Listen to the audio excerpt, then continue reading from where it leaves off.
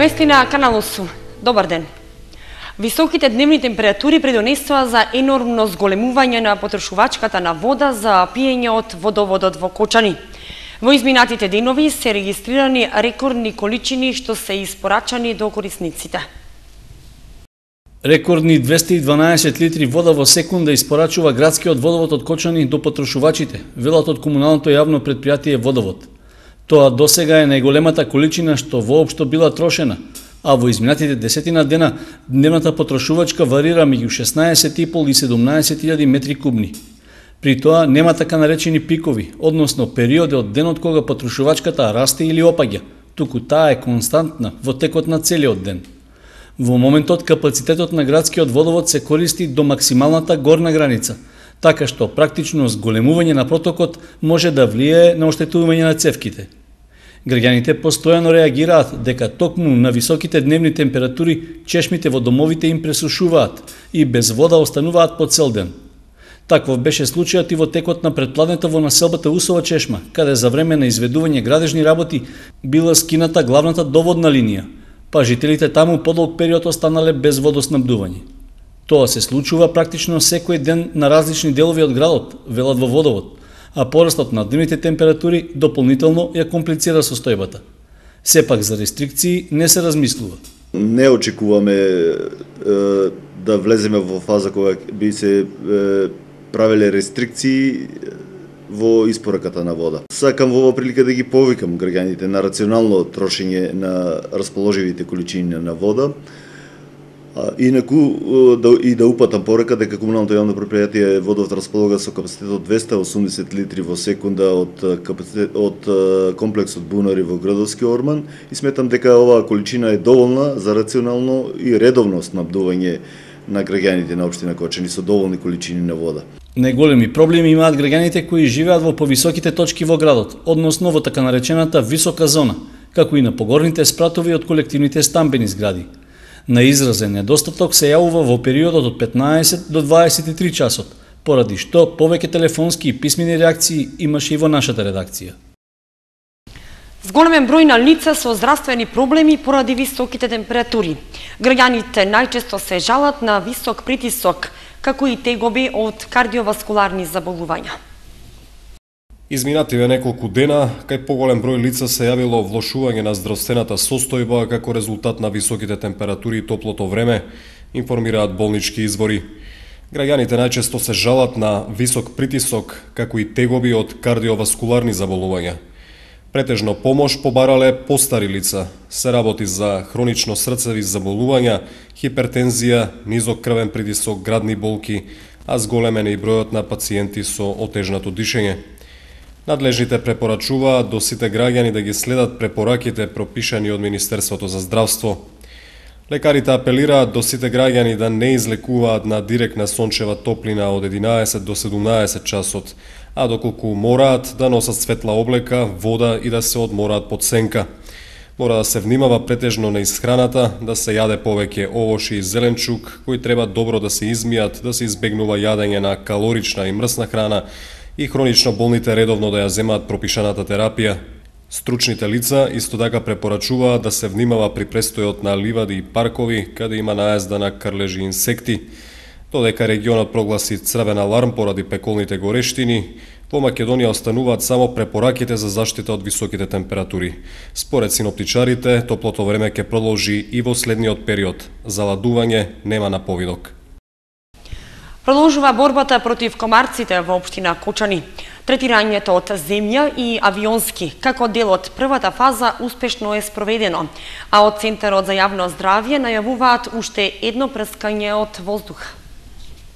По завршената прва фаза од третманот против комарците во општина Кочани наред е втората. Со оглед што наездата од комарци вообичаено се засилува во втората половина на јули, оваа фаза од прскањето ќе се реализира токму во текот на неделава. Според известувањето од Центарот за јавно здравје од Кочани, в четврток, 23 јули, во периодот од 5 до 8 часот, стручни екипи ќе спроведат авионско третирање против комарците. При тоа ќе се користи досегашното еколошко заштитно средство, така наречен широкопојасен инсектицид аквакотрин. со активна супстанца делтаметрин за која е добиено одобрение од Бирото за лекови на Република Македонија. Со третирањето ќе бидат опфатени површините во градското подрачје на Кочани и поголем дел од низинските села. Вкупната површина на која ќе се прска изнесува околу 1300 хектари, односно истата територија на која се изведе и првата фаза од третманот. Без оглед што препаратот со кој ќе се прска не е опасен за другите инсекти, сепак од Центарот за јавно здравје од Кочани упатуваат повик до граѓаните кои одгледуваат пчели да ги преземат потребните заштитни мерки за време и по третирањето на подрачјето. Доколку временските услови се неповолни, односно врне дожд или дува силен ветер, тогаш третирањето ќе се одложи за следниот ден. Скопје е 3 пати побогато од другите градови во државата во споредба со парите што од општинските буџети се издвојуваат по глава на жител. Во тој поглед Кочани со само 73 евра за секој граѓанин и на самото дно споредено со сличните градови по големина. Жителите на Кочани се на самото дно во регионот според сумата на општински пари што се троши за нивните потреби. Анализите на порталот Inbox покажале дека само 73 евра по глава на жител годишно се одвојуваат за решавање на неопходните животни потреби, ако се направи споредба со планираните средства во локалниот буџет. Тоа е далеку пониско и од некои помали општини, како што се например Зрновци, каде на секој жител од општинскиот буџет му припаѓаат безмалку 115 евра на годишно ниво. Во споредба со Пробиштип, пак разликата е уште поголема, со оглед дека таму за секој жител се планирани по околу 150 евра. Во поповолна ситуација од Кочанци се и граѓаните на општина Штип, каде 96,3 евра годишно му припаѓаат на секој штипјанец. Далеку пред сите во државата се жителите на скопските општини, а рекордер според сумата што се издвојува по глава на жител е аеродром, каде на секој граѓанин од буџетот му припаѓаат по околу 500 евра. Ова значи дека разликата меѓу Кочанци и аеродромци е 7-кратна, што се огледа и во ангажманот што скопската општина го прави во комуналното уредување на просторот и другите потреби на граѓаните. Располагањето со средства во општинските буџети во голема мера зависи од полнењето од сопствени извори, како и од повратот на данокот на додадена вредност. Дел од градоначалниците сметаат дека е неправедна сегашната формула за распределба на ДДВ, бидејќи во Скопје живее половина Македонија и огромен дел од парите од прераспределбата на овој данок остануваат таму. Втората причина за големите разлики се даноците поврзани со имотот, каде поради истата даночна стапка поголемите градови се во предност, со оглед што метар квадратен изградена површина во Скопје достигнува и до 1300 евра, додека во Кочани се движи меѓу 550 и 600 евра за квадрат. Средните општински училишта Гошови Кентиев и Лјупчо Сантов ги објавија тендерите за избор на фирма што ќе го врши превозот на учениците во предстојната учебна година. За покривање на трошоците за оваа намена предвидено е вкупно да се потрошат над 16,5 милиони денари. Нема доцнање во постапката за избор на компанија што ќе го извршува бесплатниот превоз на учениците од средните општински училишта Гошови Кентиев и Лјупчо Сантов, со оглед што навремено е распишан јавниот тендер. Пресметките покажале оти за оваа намена ќе бидат потребни над 270.000 евра, сума што е добиена според калкулациите за трошокот по еден ученик. Со јавниот тендер треба да се обезбеди бесплатен превоз до и од училиштата за околу 1100 ученици. Еден дел од нив ќе го користат бесплатниот градски превоз затоа што живеат на оддалеченост поголема од 2,5 километри од училиштето. Другите пак се од селските населби, како и од Делчево, Берово, Виница, Пробиштип, Штип и останатите помали општини во регионот. За разлика од пред неколку години, кога поради доцнењето на правилникот за организирање на превозот на учениците, што го издава Министерството за образование, учебната година практично беше започната, а тендерската постапка не беше завршена, годинава, слично како и лани, се оди според предвидениот законски рок. Според информациите од Оделението за јавни дејности на општина Кочани, поради обемноста на постапката и бројот на учениците кои треба да бидат опфатени со превозот, објавени се две различни тендерски постапки, од кои едната се однесува само на Гошови Кентиев, а другата на средното училиште Лјупчо Сантов и основните училишта заедно. На заинтересираните понудувачи им е оставен доволен рок за учество на тендерот и за евентуални жалби во врска со постапката. Пријавувањето на компаниите за превоз на учениците од Гошо Викентиев е до 24, а за учениците од Средното училиште Љупчо Сантов и од основните училишта е до 15 август. Ако нема забелешки на процедурата, најдосна во првата половина од септември треба да се знае кој ќе ја дава услугата за бесплатен превоз на основците и средношколците во нашата општина.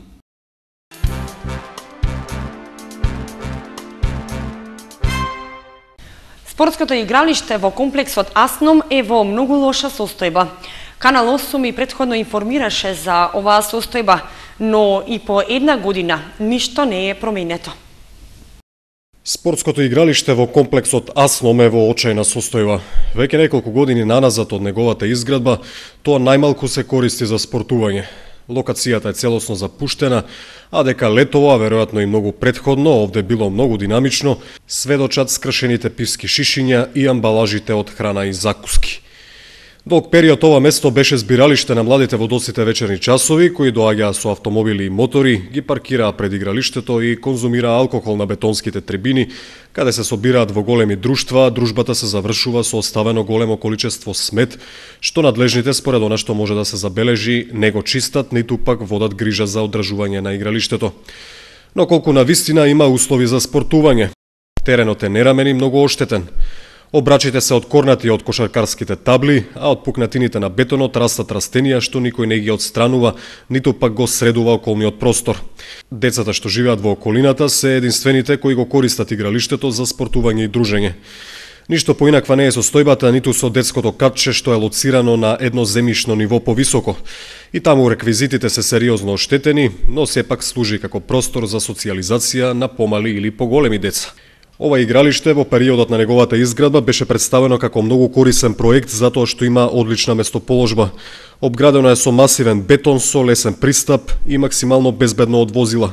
Но несовесноста, негрижата и неодговорноста во комбинација од него направија уште еден полупропаднат проект.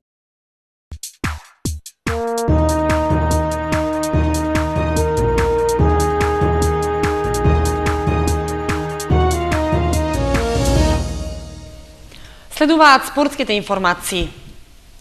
Продолжуваат да течат надпреварите на илинденските спортски игри. Веќе почнаа да се издвојуваат фаворитите по групи. Во напредна фаза се илинденските спортски игри во Чешиново 2015. Последен резултат Чешиново Таринци 1:1. Претходно беа одиграни два надпревари, Облешево го декласираше Козјак со 6:0, а Теранци и Соколарци ремизираа 2:1.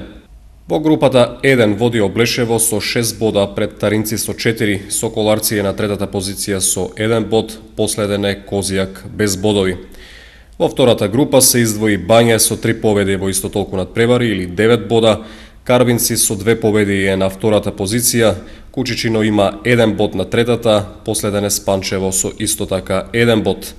Во третата група води Таринци со 7 бода, вторе Чешиново со 5, трета е Пишица со 1 бод, последен е Балван без бодови. И четвртата група ја предводи Крупиште со 6 бода, Жијанција на втората позиција со 2, на третата позиција е Балканска со 1 бод, колку што има и Чифлик во моментов на четвртата и последна позиција.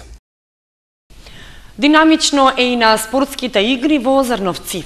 Таму на фудбалскиот турнир од вторник започнуваат надпреварите од третото коло. Второ коло на илинденските спортски игри во Зрновци. Последни резултати: Ептен ветерани Дедопоп 2:4, Младинци Оризари ветерани 2:1, Фабијан Вандам 4:1 и Прибачевски Ластовички Трасино 1:2. Колото го комплетираат надпреварите меѓу Видовишти и Мајстори, Мородвис и Градец и Бедвин Лески. Во вторник на програмата се првите надпревари од третото коло. Во 19:30 се среќаваат Ептен ветерани и Оризари ветерани. Еден час подоцна играат Младинци Оризари и Дедопоп. Среда на програмата исто така се два надпревари во истите термини, играат Вандам и Прибачевски Ластовички и Фабијан Трасино. В четврток на програмата се надпреварите помеѓу Мородвис и Мајстори и Видовишти и Градец. За впеток е поместен само еден надпревар во 20 часот помеѓу Гокјел и Лески. В недела започнува елиминационата фаза. На програмата последниот ден од неделата и во понеделник се по два четвртфинални надпревари. Во среда се играат полуфиналите надпревари, а в петок е малото финале и разврската за пехарот.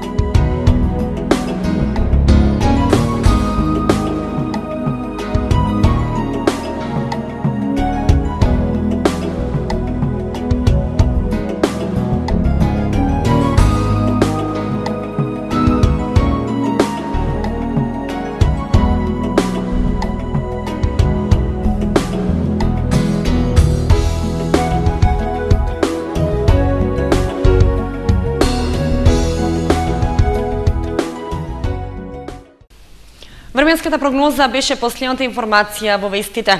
Следете ни на нашата веб страница kanal8.mk. Довидување.